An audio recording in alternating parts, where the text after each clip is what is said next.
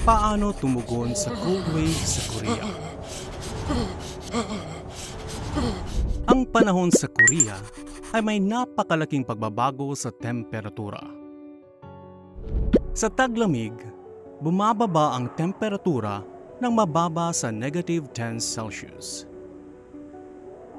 Ang lamig ay maaaring magdulot ng mga problema sa kalusugan. Panginginig, pagkahapok, pagkaantok, paghihina ng pandama, pagkalito, frostbite. Kung bumaba ang normal na temperatura ng katawan, maaari kang magka-hypothermia.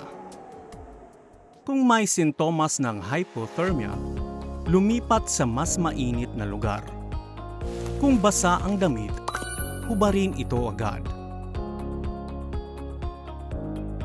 Balutin ang katawan ng kumot at iba pa. Uminom na mainit na inumin o kumain ng pagkain tulad ng mga candy.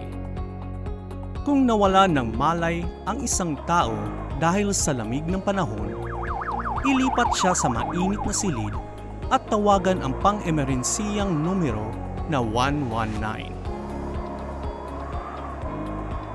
Sa oras na ito ay hindi dapat painumin ng anuman ang pasyente. Kung may malay ang pasyente, dapat panatilihing may malay ang pasyente hanggang sa dumating ang paramedic. Ang frostbite ay nagiging sanhi ng pangingitim ng iyong balat. Ang balat ay nagiging matigas. Ang lahat ng pandama ng balat ay nawawala.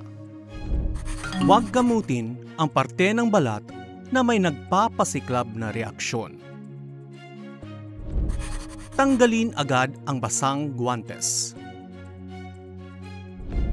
Ang kamay na apektado ng frostbite ay dapat hugasan na maligamgam na tubig at patuyuing mabuti.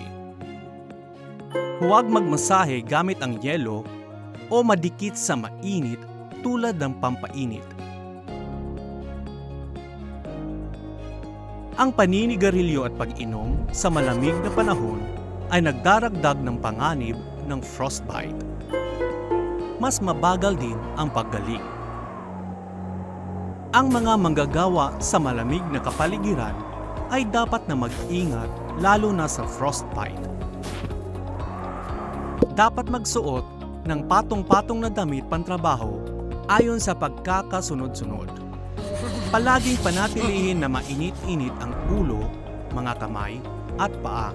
Huwag hahawak sa ibabaw ng metal gamit ang walang saplot na mga kamay.